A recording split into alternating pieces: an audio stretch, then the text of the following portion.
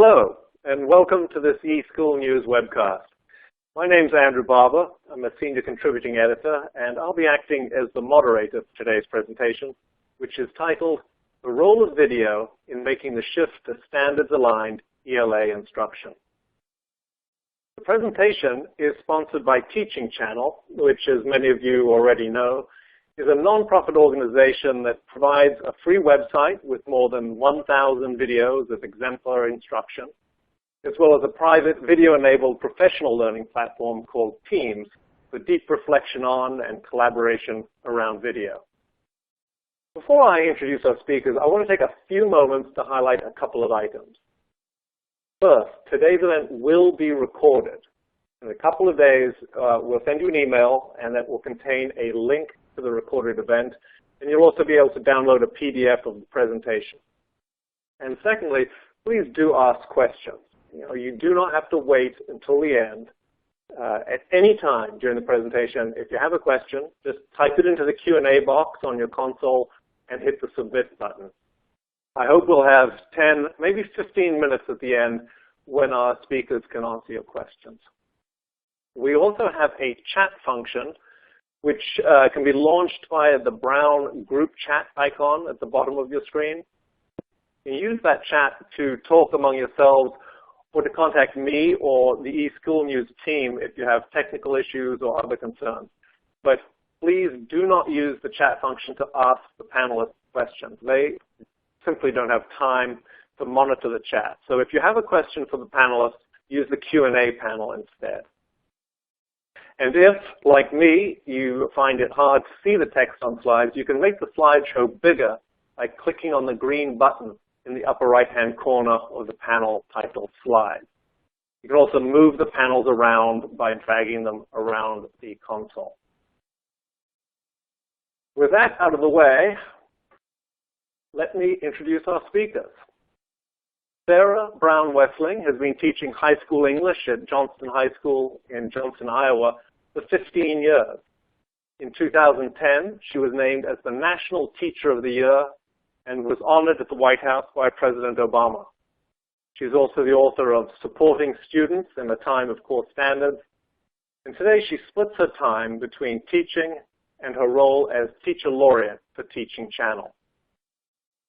Jennifer Carr from Fresno Unified School District was scheduled to be our other speaker today. Unfortunately, Jennifer was taken ill a couple of days ago and will be unable to join us. We wish her a speedy recovery, even as we extend a warm welcome to a colleague of hers, Brandon Dorman.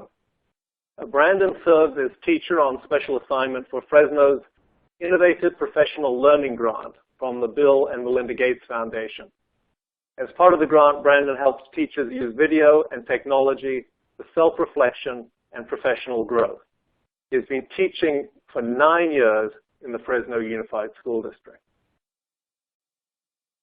Our webinar today will be divided into two parts. First, Sarah will discuss how video can be a powerful tool in transitioning teachers and students to the ELA Common Core State Standards. And Brandon will then share how his school district put some of these strategies into practice. And if you want to tweet to colleagues during the webinar, you can use hashtag #CCHLive to start a conversation. At the end of this hour, we hope that you'll walk away with a much better understanding of the Common Core and what it means for teaching and learning. We also hope you gain a sense of how video can help teachers adapt, assess, and improve their performance in class. Without further ado, let me turn it over to our speakers. Welcome, Sarah and Brandon. It's an honor to have you here today. Sarah, why don't you get us started? Well, thank you so much for having me here today and for giving me the opportunity to speak with folks about where we're all at with the Common Core Standards. And I think what's most important for us to remember, or for at least for me in this conversation, is that I come to you as a fellow teacher, as someone who is trying to make sense of this in our classroom, and some days getting it kind of right, and some days I'm not getting it right. But there certainly is one thing that I've learned. And I think as we approach this work, we too often value the thing. We want the curriculum, we want the right books, we want the right text, we want those kinds of things, rather than focusing on the process or what underlies all of that learning and underneath all of that curriculum. So today, as I talk about some of the ways that we can think about Common Core, having been in it for a few years now, I just kind of want to keep that frame of reference in mind, that we're really talking here not so much about things, but we're talking about processes of learning. Whenever I talk about Common Core, I always want to make sure to reiterate just a point of reference, that we sometimes interchange words when we talk about Common Core that can be kind of detrimental to our understanding of it. Namely that common isn't the same. We use that word common and same a lot of times synonymously, but they really don't mean the same thing. When we talk about Common Core, we're actually talking about a common set of exit points that we want students to be able to exit our courses with, rather than believing that all students have to be the same, rather than believing that all students have to enter that work in the same place. So the other way to think about this is that a standards environment does not have to mean standardization. When we think about the standards environment that we are in, I think it's important for us as teachers to really remember the importance of recognizing what's happening in our own classrooms, the importance of understanding what's happening locally, and not only what makes us similar across the country, but more importantly, what makes us individual, and make sure that we're meeting our students and their needs right where they are. A lot of times as I look at the core, I've spent a lot of time looking at the standards, working with them, trying to make sense of them, trying to incorporate them into the work of the classroom. Sometimes I actually look too close at them. Sometimes I get so focused in on the particulars of the standards that I actually end up isolating them. And this is one of the things that I've really learned over the last few years about working with the standards, is that it's important to get really careful and specific, but we also have to be able to take a step back, because if we are looking kind of so precisely at them, we a lot of times keep them in these different bins, right? We keep them in these kind of cylinders, these things that kind of don't work with each other. So one example of this that has really resonated with me is the difference between narrative and expository writing. So when we look at the ELA standards, we see narrative writing kind of in one place, and we see expository or argumentative writing in a different place. And a lot of times what happens is teachers look at those standards, and because they see them kind of listed in different places, we think that they're actually meant to be separated, that they're actually meant to be taught separately.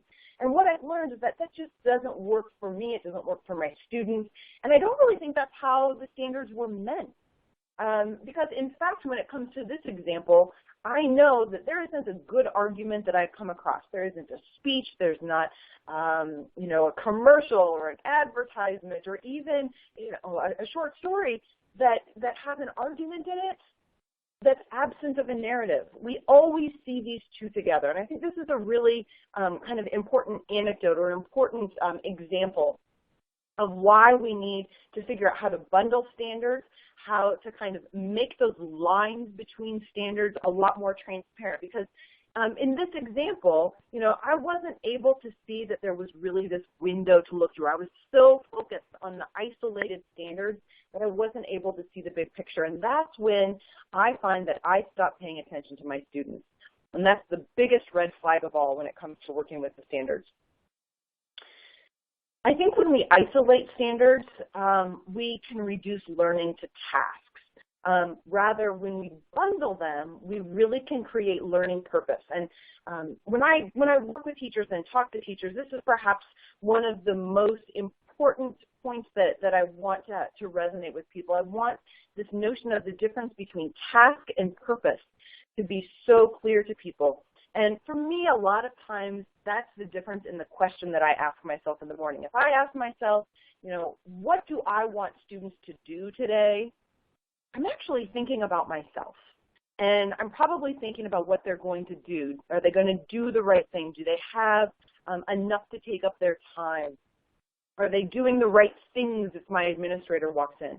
which is really different than if I ask myself this question, what are my students going to learn today? Because as soon as I ask that question, something in my brain kind of clicks and I see their faces and I start to think about my students. And then I realize that this is about their purposeful learning. So when we think about working with these standards, I think that at this point, since we've kind of unpacked them in a lot of cases, we kind of understand what they're talking about, now we have to figure out how to live with them.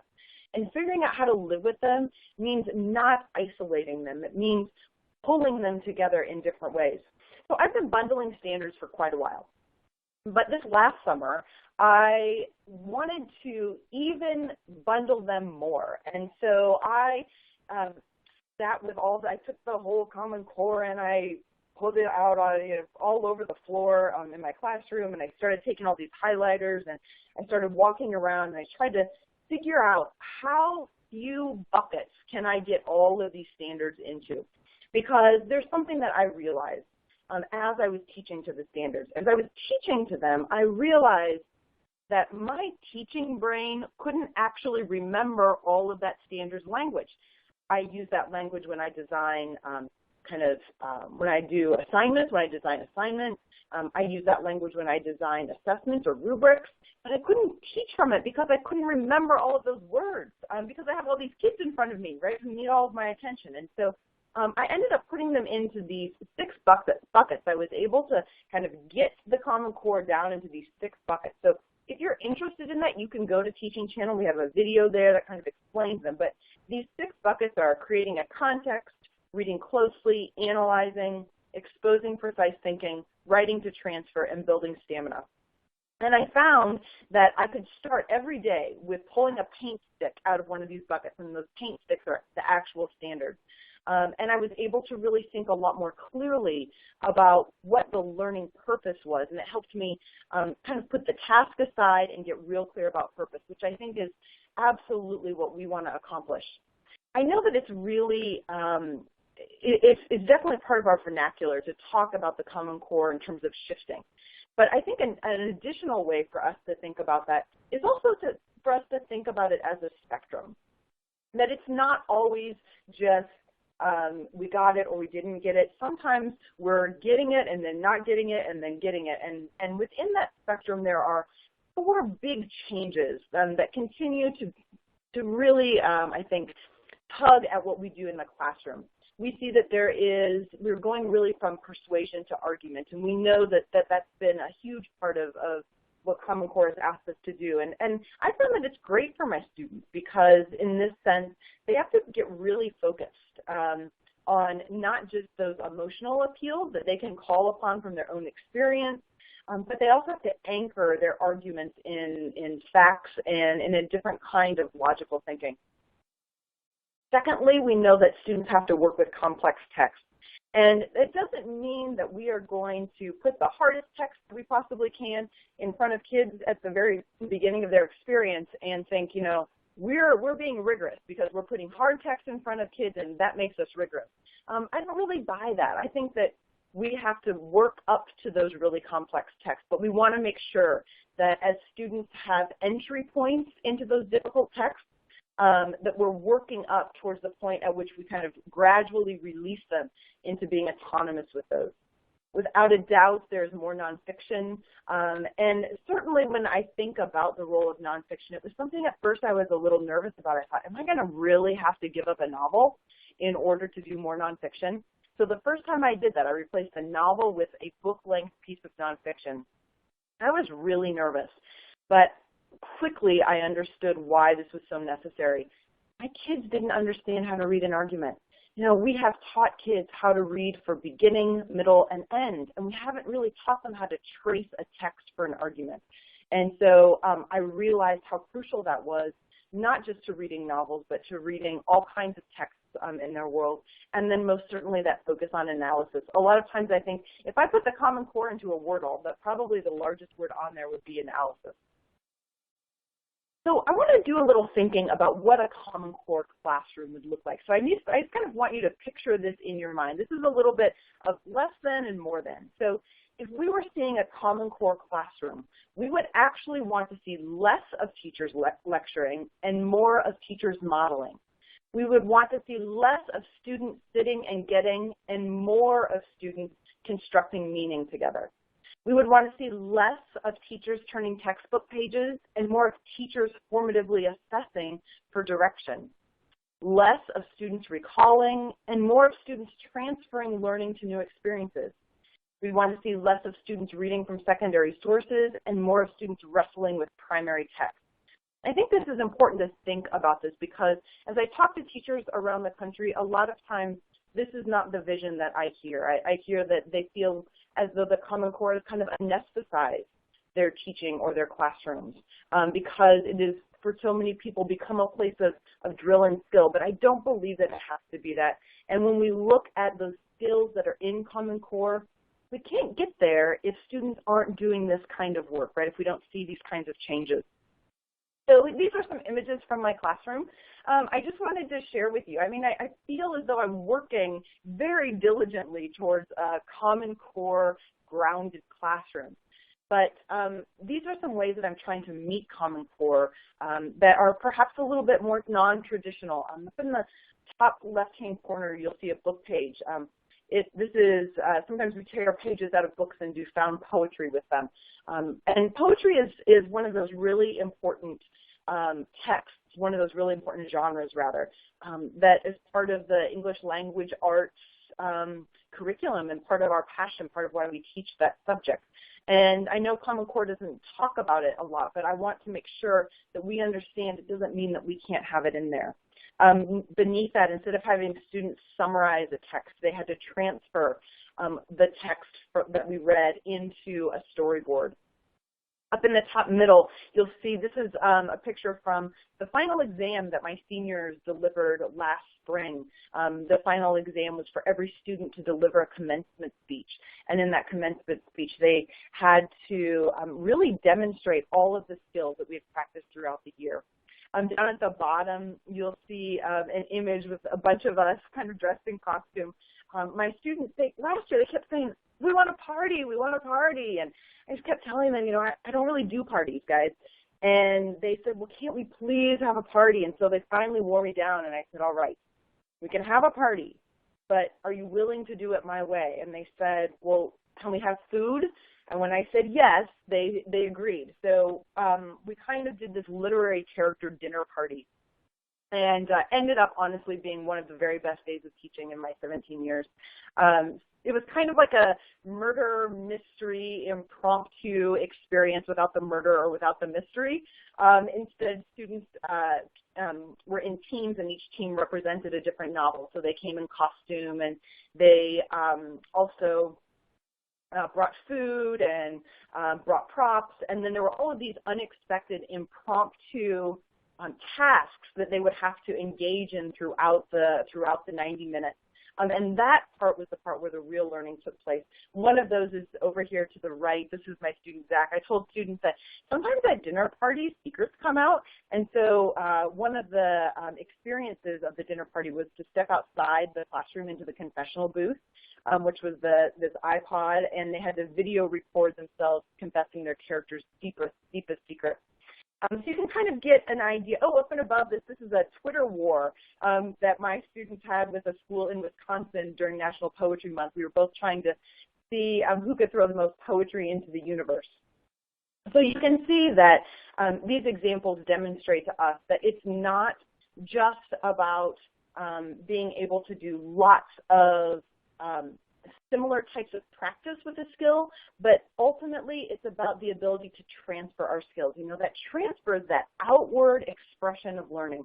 And I think that's really what Common Core is about. It wants us to get to that place. A lot of times when I talk to teachers and we look at strategy, we talk about sometimes, or I hear this notion of like wanting a playbook, right? We want this toolbox. We want all these strategies we can call upon, which is absolutely true and wonderful. But I would argue that even more than a playbook of strategies, we want to figure out how to be strategic.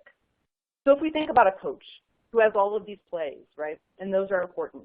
But what makes a really great coach is not someone who can just kind of go to that playbook and know what those plays are, but someone who understands the underpinnings of that game, right? What each of those players can do that day, what's going on. And so it's that notion of being strategic that I think is so crucial and important. So here's an example. These are some screenshots from a video from my classroom that's on Teaching Channel. It's called Pattern Folders.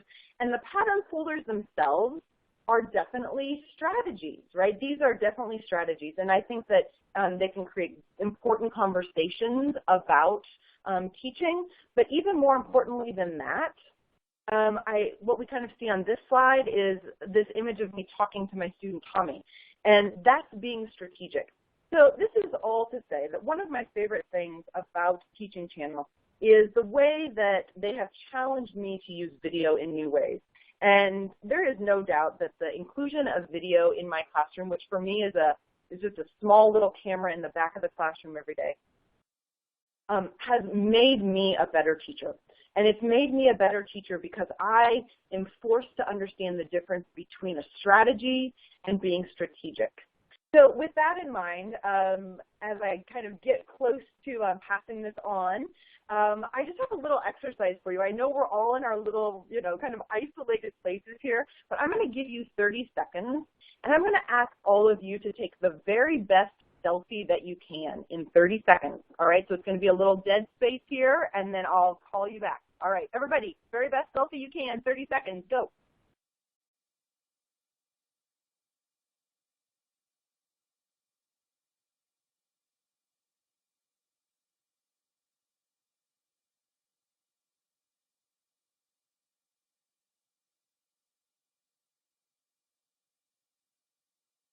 All right, 10 seconds left.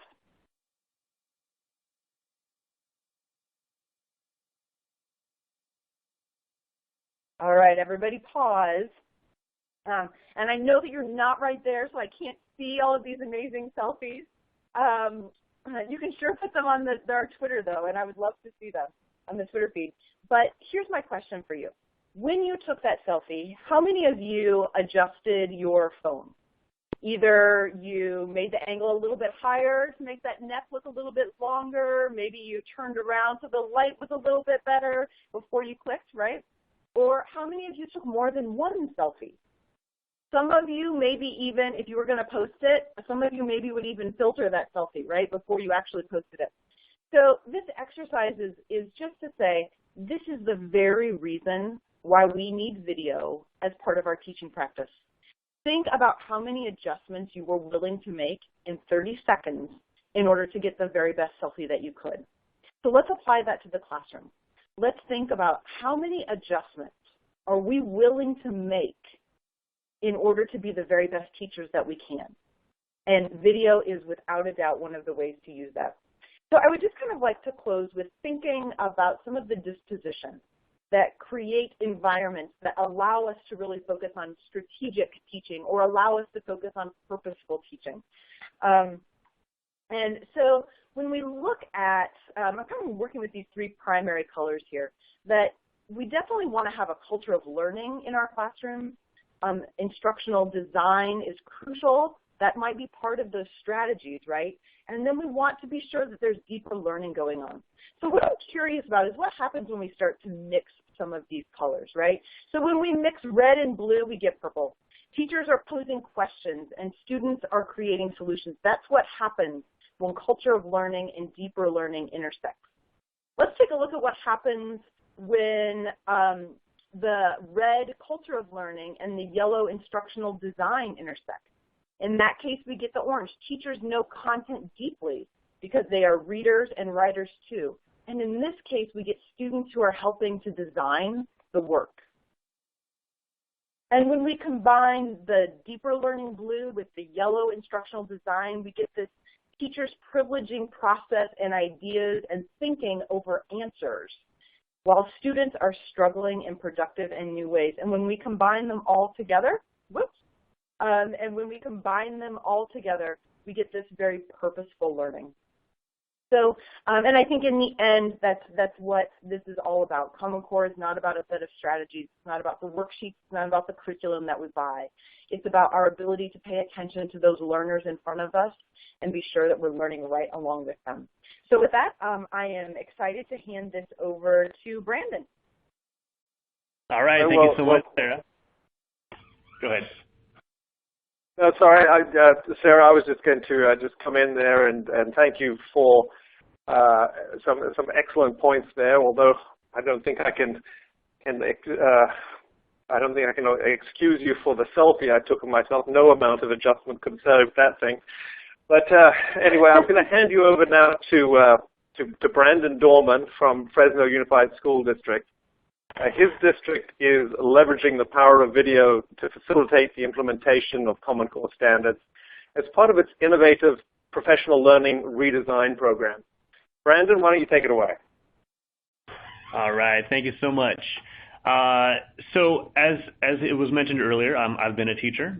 This year I'm in professional development, and I've been privileged to really be a pretty big part of this kind of transformative effect of video for professional learning. So just to kind of give you a little bit of background information about Fresno Unified in general, we are the 4th largest school district in California. We have quite a bit of poverty in the area. I think something like 80-something% of our students are in low-income homes, and so it's always been a struggle with our teaching force in order to kind of keep them motivated and keep them learning. And so this is our second year. We were awarded the Innovative Professional Development Grant from the Gates Foundation. This is our second year. And so what we've done is we call it, first it was the middle school redesign. That was last year. And then this year we've also been able to expand to all of our 9th grade teachers. So the algebra teachers that are teaching 9th grade, and of course all of the content teachers as well. So it's been quite the large redesign. And before I can kind of go more into why we've used video for that experience, I thought it was just useful to kind of see the big picture here. This infographic might be kind of hard to see, but essentially we have kind of this is our theory of action kind of thing. So we call it the Professional Learning Updraft system after Updraft Downdraft by Marilyn Crawford. And so what we have over here is kind of our teaching learning cycle, and then what we have for our professional learning is this graphic here, where we're talking about teachers. We really want to encourage them to share their strategies with one another, and really even for themselves, right? And so one way that we've been doing that is, again, of course, through the use of video. So what we did is we had quite the major schedule change. So we worked with, I know, TimeWise Consulting. I know Jennifer Frentress is on the call here as well. And we worked to completely redesign what we needed from our system, because what we had before just wasn't working. And we needed more time, we needed more collaborative space to help things. And so what we did is we designed a system called the Ipl System, or the PLUS model. And so we focused the year one, again, that like what Sarah was talking about, is kind of building that instructional core, making sure that we're all kind of on the same page when it comes to planning tools, when it comes to vocabulary that we're using, and of course around the state standards, the Common Core Standards. So we started to use LDC, or Literacy Design Collaborative, as kind of our planning base, and we've kind of just been building things out from there. So we adopted Teaching Channel Teach Teams starting last year, and again, I'll go much more into how this is all working out. But the biggest thing is we wanted to be able to flip our professional learning, to be able to maximize time with teachers, and making sure that every time that we did meet with teachers was a very effective, very engaging time. And so we have these plus teachers, and what a plus teacher is, it stands for, again, the Professional Learning Updraft System.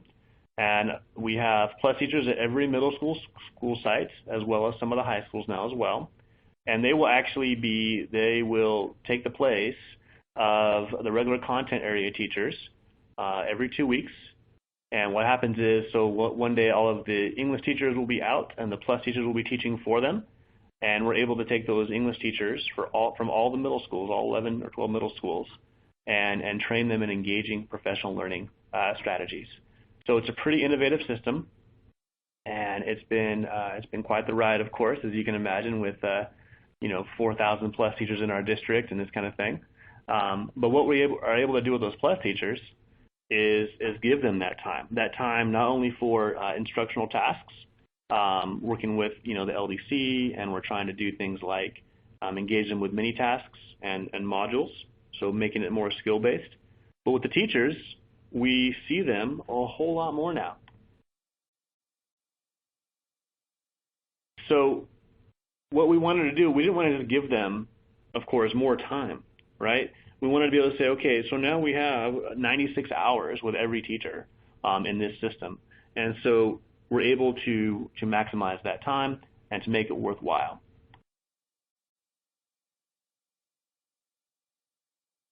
So the first thing that we focused on, and my colleague Rithi is also on the call.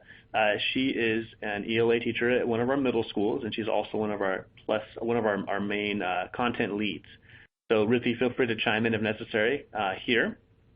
But these are our anchor standards in Fresno Unified, and what we essentially did is we wanted to make sure that everyone was speaking a common language, right? And so these are our core standards, our anchor standards, and so by quarter, we can look and we can say, hey, ELA, science, history, social studies, we're all kind of working on the same standards. And even just this kind of system-wide alignment has been huge. And again, making sure we've been using a lot of teaching channel videos in our professional development sessions, because we can take a science teacher that's using these strategies in his classroom and we can say, look, this isn't just for English teachers, this is for everybody. Right, and so we have these hands-on examples, which is what I love about Teaching Channel. All of the actual application, and then also I love the reflection part too, right? So we're able to, rather than having to, it would be great if we could go in everyone's classroom all the time, right? But when you get more than 5 or 10 adults in a classroom, it gets kind of crowded. So the power of video, of course, Fresno produces our own videos, as well as using the Teaching Teams platform that has over 1,000 videos now. Congratulations, Teaching Channel. And so, again, this is just our core standards. If you want that, I can probably provide that to you later. And so here's kind of the heart and soul. What I've been involved with this year is really we wanted to maximize everything that we do. So what we do in our professional learning sessions is we will often use Teaching Channel Teach Teams to have teachers, when they're creating actual lessons, we'll have them post them in the Teaching Channel groups. So they always know there's something expected to be turned in the day. So it's not like we're just talking to them and saying, hey, we're going to talk at you all day, and then you leave and we don't know what happens. But actually, we're encouraging them to post those lessons, and then also post, hey, if I have a lesson and I think it's going to go great, well, I've posted it out to my colleagues, and they're interested in what's happening with that. And so they can go through and they can actually go through and say, okay, here's what I tried, and here's my learnings from that session. So we use Teach Teams for that because it's an effective, kind of a private way of doing that. We encourage teachers to have their own groups among contents as well as among sites. And so that way it's kind of, they can control, which audience sees their innermost thoughts a little bit, right? In terms of, this is my lesson. We all know that we treat our lessons like our babies, right? And so this is a kind of a safe place to do that. And so also, again, we're extending the platform of reflection from not just meeting on these isolated professional learning sessions. Sure, it's every 2 weeks, but there's a lot that happens in 2 weeks, right? And so because we're posting these things online, we're able to keep that communication going in between sessions, which has been really pretty fundamentally changing the way we think about professional learning.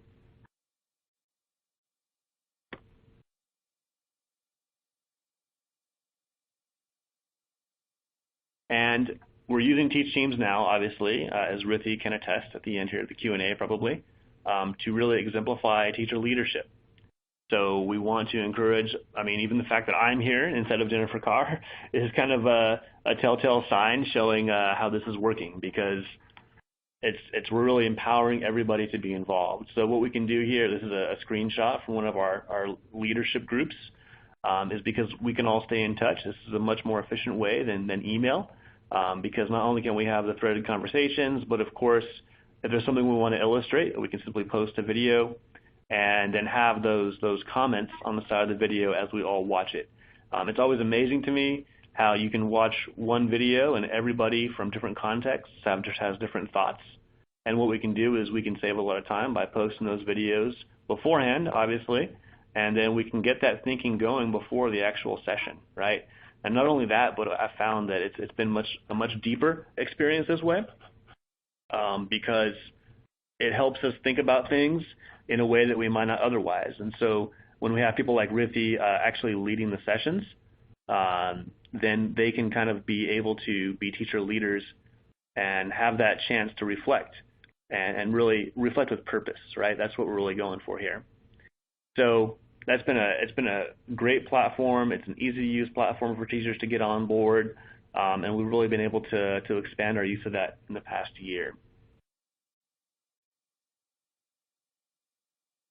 So our instructional coaches have also been using the teaching platform to help their mentee teachers.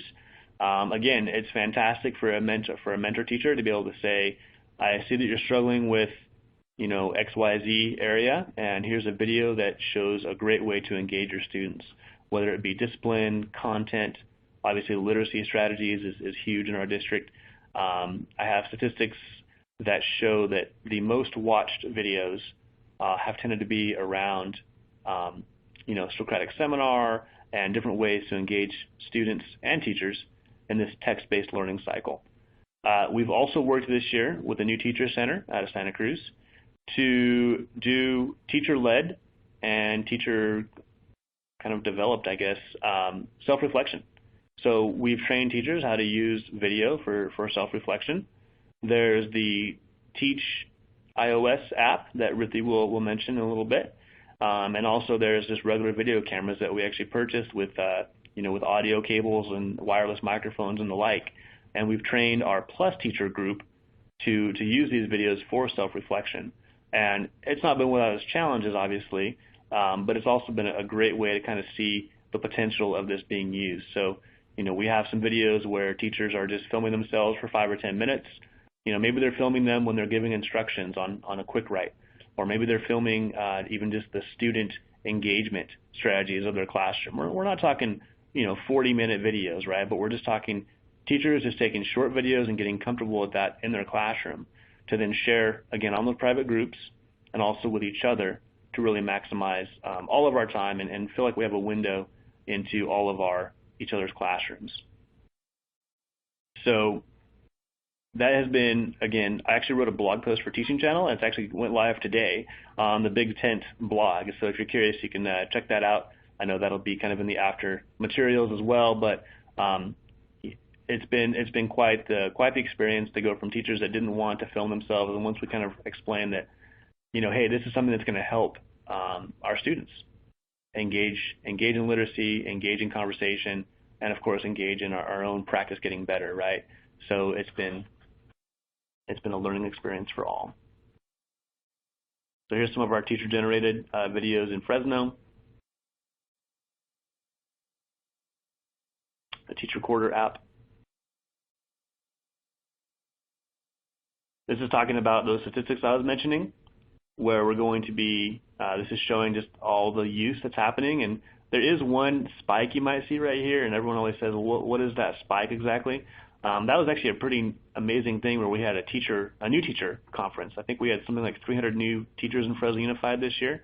And so we had them all engage on Teaching Channel at one of our new teacher conferences, where they basically had a chance to ask any questions they had about the district, and we were able to kind of reply in an organized manner. And this is from our team's admin panel. So not everyone has access to these statistics, but I'm an administrator for Teaching Channel Fresno, so I do. And it's always interesting to me which groups are the most active. You can see here, I probably can't read it, but instructional coaches is the most active group, as we'd really like it to be. And we're really gaining momentum in getting our teachers to use video for self-reflection. So it's taken, again, we're on year 2 out of 3 of the grant, and the first year was all about laying that groundwork. We had this whole reorganization going on, so even for the first few months, it was less about the actual meat and potatoes kind of thing of our work, and it was more about getting people used to just being in this format. 2 weeks, every 2 weeks, professional learning, like that's just unheard of, right? But this year, we're definitely paying dividends, like I said, aided by the use of Teaching Channel's Teach Teams to keep that connection going and keep the learning happening. We've been able to actually, like I said, have teachers facilitating the learning. It's been an amazing thing. And we're getting ready to really just expand that again into the high schools next year.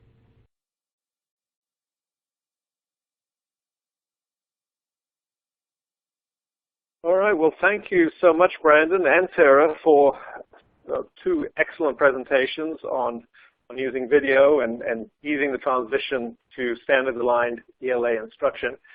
We still have nearly 20 minutes, actually, remaining for questions. So before we get to the questions, though, I'd like to share some of the resources that are available from Teaching Channel. At teachingchannel.org/teams, you can access a wealth of resources on video-based professional learning, including videos of experts discussing research-based practices for the use of video in professional learning, and case study videos of districts using video successfully for professional learning. So now let's turn our attention to some of the questions submitted by the audience. One of the earliest questions we got was actually an issue about privacy, and how do you handle privacy issues when you're filming students as part of the whole process? Yeah, this is Sarah. In my district, every student's family signs kind of a media release at the beginning of the year, and so that includes things for the entire district, being able to have their picture on our web page and things like that. And because the video stays largely, the daily video that I take stays within the context of my own professional development, and it doesn't go outside of the school, it falls within that larger media release, or falls within that media release that they sign every year. When Teaching Channel comes into film, we do an additional permission, and that takes care of it. Okay, great. Well, let's switch back to Brandon for the next question. Brandon, how do you structure the in-person time? In other words, the time when you all come together to build onto the online video review and not just duplicate the conversation that took place online? That's a great question, and something we've sometimes struggled with this year. But what we typically do is, the first part of the morning is typically we'll just do kind of a framing, kind of like what we did here with Andrew, kind of going through and saying, here's what we're learning, and kind of setting the goals for the day. So a typical PL session for us would look like teachers coming in, us kind of reviewing, and maybe we'll do some sort of like chart activity to kind of refresh the thinking that we saw. And then we typically will have teachers, we're just assuming that we're needing that they have actually watched the video. So we're just going to refresh it a little bit, and then we'll go through and just engage in new learning and post the things that we're needing them to kind of, the artifacts of the learning for the day for the PL session. But in terms of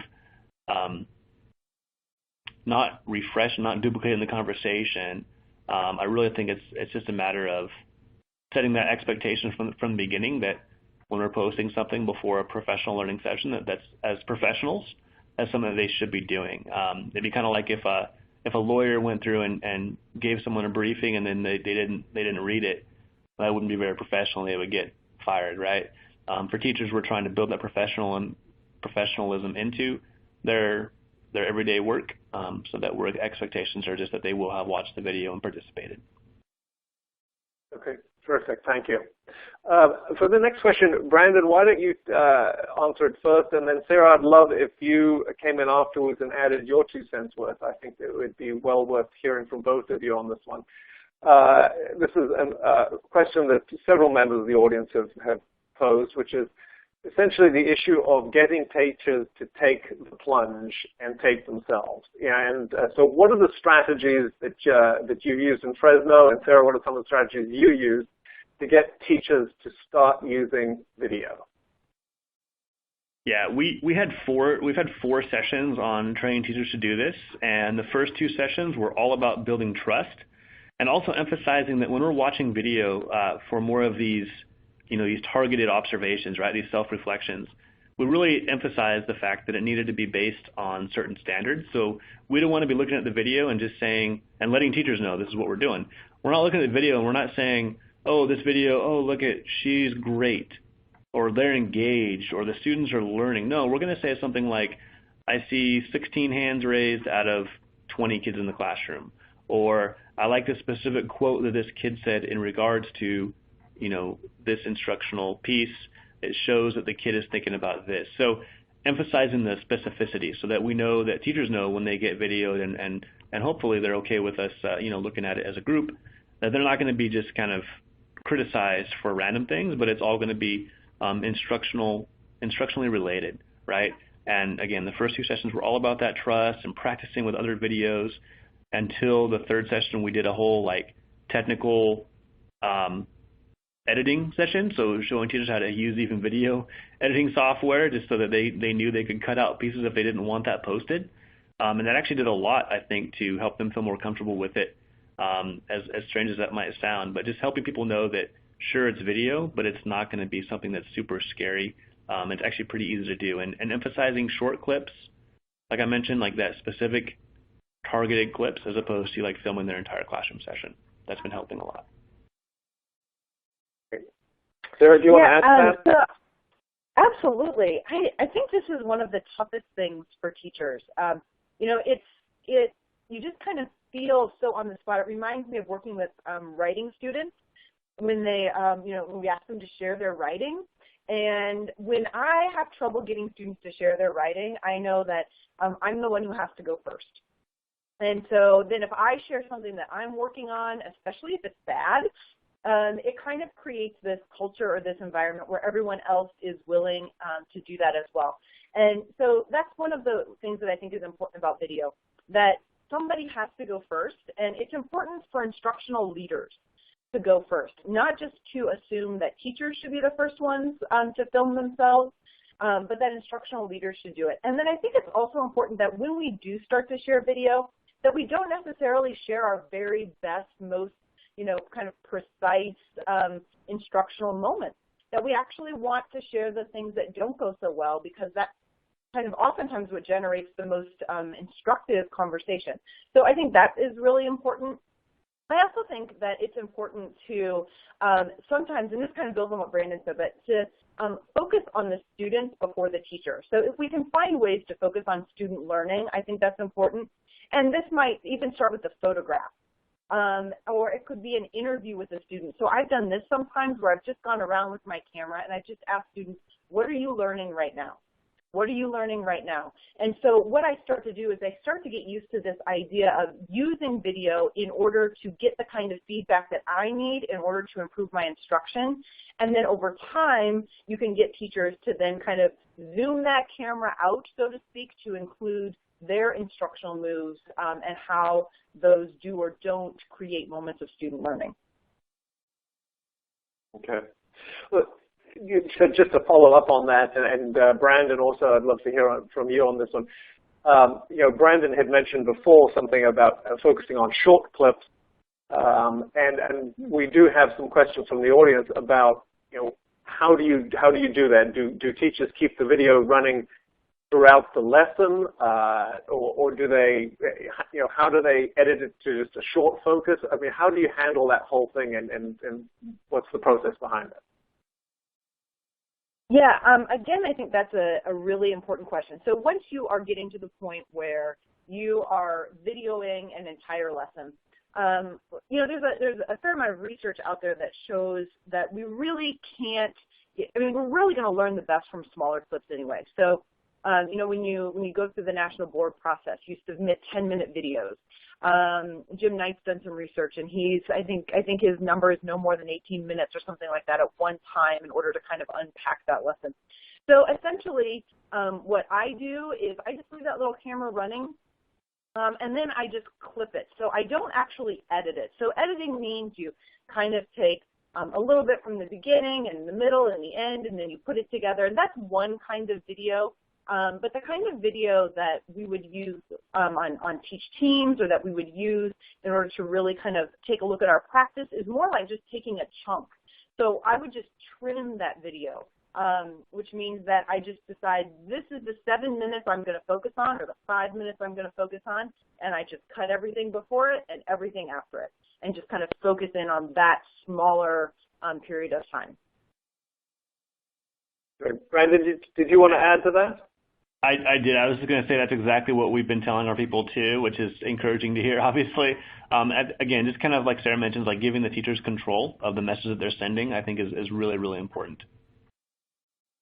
Yeah, Sarah, now you talked about filming during the course of your lesson and then taking a clip out.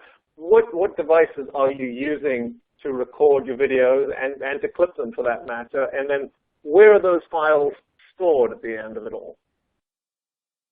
Yeah, another great question. So I use a couple of different devices. I've used flip cameras a lot. And so, those are just essentially MP4 files. And when you get an MP4 file, you put it, when you open that up on your computer, you can just trim it. I also use, I have a couple old iPod Touches that I use. It's got the video capability on there. And again, the same thing happens. It's just saving it as a file, and so I just clip it. And I can't keep all of that video. I mean, the amount of space that video takes up is just huge. So I might keep some of those clips over a period of time. I have an external drive that I use to save those on. But when you're clipping it down, and you're using those smaller bits, it's a lot more manageable in terms of memory. Okay. Now, just to come back to you, we talked about taping a lesson and then clipping it and using that as your sample. How often do you do that? I mean, how often are you recording your lesson? Well, I have a camera in my classroom every day, and I don't necessarily film every single day because sometimes I forget to turn it on, or I have a student who's in charge of turning it on and something goes on, we don't get it on. But most days it's on. But I think it's important to realize that even though it's on most days, that doesn't mean that I am rewatching, all of those minutes of teaching. It means that it's on, and so it's part of my habit, it's part of my practice. But maybe there's just one day I think, that didn't seem to go so well and I'm not sure why. So then maybe I'll scan through it and then slow down and watch 10 minutes carefully. Or maybe once in a while I'll take a segment of it and say, I want to unpack this a little bit. So I'll go to my principal or maybe a colleague. And so it just depends again on the purpose, and I think that is really important. There are other times when I've been using the Teach Teams platform and working with teachers to kind of make sense of my practice, and in that sense, I'll just I'll look for probably the 5 to 7 minutes that seem most troubling to me, not the most perfect to me, because I want to figure out how to make those moments better. All right, thank you very much. And sorry, keep going, Brandon. Sorry to interrupt. I was going to say, like building on this in terms of just, the main question, right, is everyone's wondering how do we get teachers to be engaged in this, right? So one thing that I think that we do that has really helped this year is we've actually had our principals and our administrators taking the same trainings as the teachers. So a lot of times districts will separate out principal training versus teacher training, and we've, as part of this redesign, we've said, no, we shouldn't be doing that anymore, right? It needs to be the same training. And so I think that having an administration that's very, very supportive of this, it doesn't have to be a mandate, right? But in terms of helping teachers get past that fear a little bit, it's been incredibly powerful to have principals in the room during the trainings. And then there is no question of what's being asked. Someone mentioned the privacy thing, right? Well, now the principal knows what's happening. The principal knows what the purpose is. And it just really has helped to have that administrative support in the classroom, in the training, and also then to encourage teachers to say, like, hey, if you're going to be doing a video, if you want me to come by and help out, right, they can do that. And it's been really, really great. And I just neglected to say that on the slide, but I wanted to put that in there. So administrative support has played a huge role in this effort. Okay. Now, do you ever encounter teachers who are concerned about having administrative involvement, that the videos that they are creating might be used for other than to help them improve their performance? Is that a concern that you hear from teachers? And if so, how do you handle that?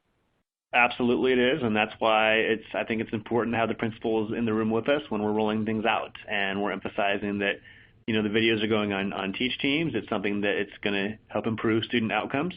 And, are there teachers that are a little bit unsure? Well, yeah, I mean, there are. I'm not going to say it's 100% of our teachers are completely on board and that kind of thing, right? But I think just establishing that trust has been foundational. And but again, also it's really the teaching team's platform, because it's able to be shared like just between two people, the videos and that kind of thing. If we wanted to, that's helped kind of build that trust. So. Right. Thank you very much. Well, let's turn to sort of metrics. And I'd love to hear from both of you on this one as well. In terms of classroom productivity, as teachers improve their performance, have you been able to see an increase or track an increase in classroom productivity from one year to the next? Is that something that you've been able to achieve? That's a really fascinating question for me. And the answer is almost counterintuitive, at least for me it is, because I think that I do my best teaching when the productivity is really deep, when students are really wrestling, when they're really struggling. And because the productivity then is what's going on inside their brains.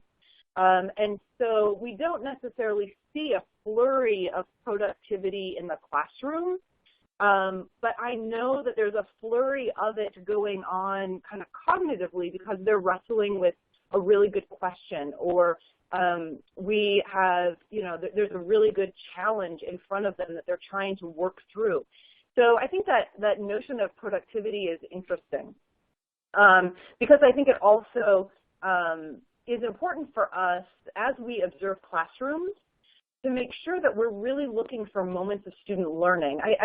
It's easy to look at a classroom and approach a classroom with either an actual or kind of an internal checklist, and ask yourself, well, is the objective on the board, and are students engaged, and all of those kinds of things, which can be helpful. But a lot of times those are the surface characteristics of learning. They aren't necessarily the indicators of that deep learning that we want to see. So I think that we the better the learning is, probably the less productivity and the more struggle we see. Yeah, Rithi, do you have any comments on that? I know you've been using some video in your classroom, and you've been heavily involved in this IPL work the past couple of years. Do you have any comments on how it's helped change your practice there?